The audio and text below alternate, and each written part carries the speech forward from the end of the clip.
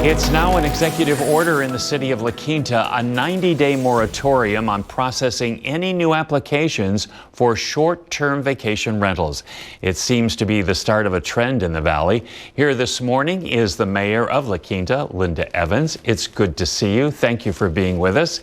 Always a pleasure, Joe. So tell me, why the moratorium? We've seen an increase in permit requests just since June of this year. And we've also seen a significant increase in complaints, mostly related to noise and loud music in our neighborhoods. And so we wanted to take a short break while the ad hoc committee that we appointed last year can provide recommendations to the city council to determine future enforcement efforts and changes in the way that we process short-term vacation rentals.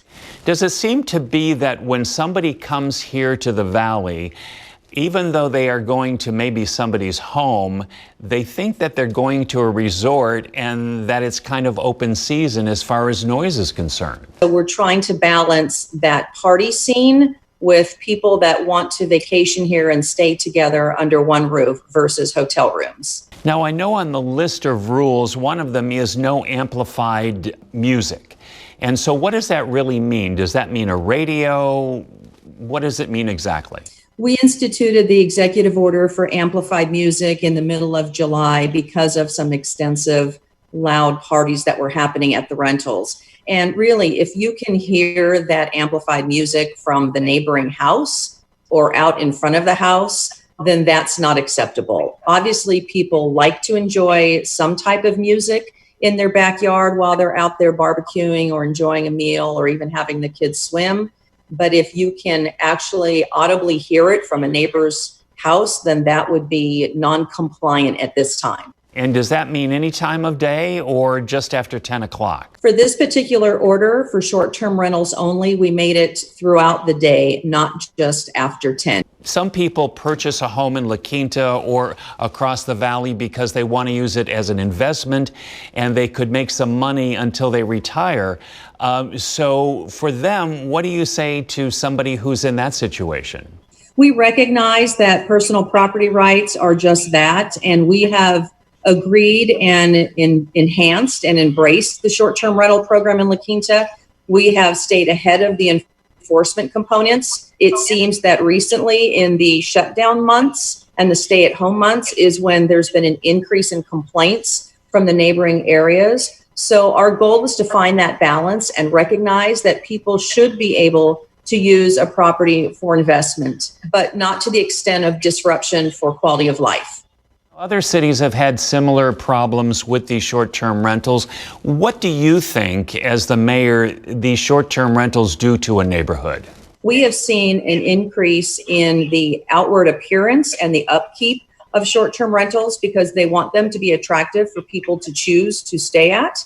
We've seen an increase in property values overall in the city of La Quinta. We've seen increased sales, not only for investment opportunities, but also for people who are now working remote at home and wanting to have a beautiful place to live and work if they're going to be doing it remotely. So it's a combination, but there's also the impact of losing that neighborhood community feeling when you've got multiple rentals on any given block or any given street.